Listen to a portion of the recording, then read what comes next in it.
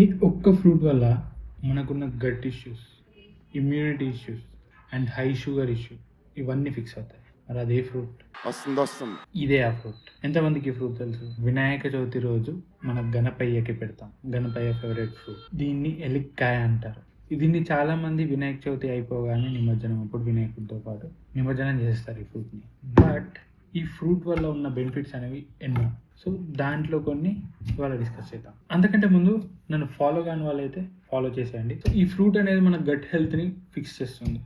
ఎందుకంటే ఇది high fibre content ఉంటుంది, యాజ్ వెల్ యాజ్ దీని స్ట్రాంగ్ టేస్ట్ వల్ల మన డైజెషన్ సిస్టమ్ అనేది చాలా బాగా ఇంప్రూవ్ అవుతుంది. యాజ్ వెల్ యాజ్ మనకున్న అల్సర్స్ కానివ్వండి, అసిడిటీ ప్రాబ్లం కానివ్వండి, గట్ ఇన్ఫ్లమేషన్ కానివ్వండి, వీటిని కూడా ఇది కంట్రోల్ చేస్తుంది అనమాట ఈ ఫ్రూట్.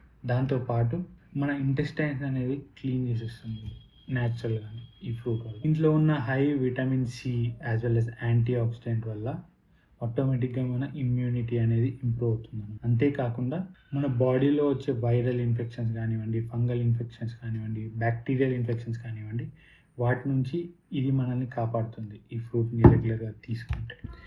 అంతేకాకుండా దీంట్లో ఉన్న విటమిన్ B2 అండ్ B1 వల్ల మన బాడీలో ఎనర్జీ ప్రొడక్షన్ కానివ్వండి, సెల్యులార్ ఫంక్షన్ కానివ్వండి, మెటబాలిజం కానివ్వండి, ఇవన్నీ చాలా బాగా ఇంప్రూవ్ అవుతాయి. షుగర్ స్పైక్స్ని కంట్రోల్ చేస్తుంది, హార్ట్ హెల్త్ ఇంప్రూవ్ చేస్తుంది అండ్ బీపీని కూడా కంట్రోల్ చేస్తుంది. అంతేకాకుండా మన కిడ్నీ ఫంక్షన్కి యాజ్ వెల్ యాజ్ అస్తమా ఉన్న వాళ్ళకి కూడా చాలా బాగా యూజ్ అవుతుంది అస్తమా ఇవన్నిటిని కంట్రోల్ చేయడానికి. సో ఇలా చెప్పుకుంటూ పోతే చాలా ఉంది బెనిఫిట్స్. సో నెక్స్ట్ టైం వినాయకుడికి పూజ చేసినప్పుడు దీన్ని పాడేయకుండా తీసుకొని తినండి. ఇది మనకి రెగ్యులర్గా దొరకదు, దొరికినప్పుడు ఖచ్చితంగా తినండి.